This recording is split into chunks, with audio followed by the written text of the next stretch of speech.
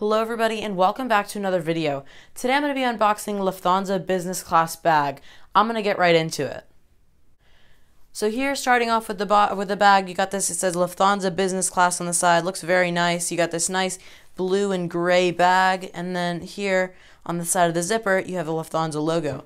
To open the bag, you're going to have to take a scissor and cut this little white thing off, and then you can unzip your business class bag. So the first thing you get in here are some socks. Here you got some simple business class socks. The next thing you got is a Lufthansa branded eye mask. You also have what looks like a Bogner. Okay, it is lip balm. Here you have some earplugs. Here you have what is let me see what this is. Lufthansa. I'm not sure what this is.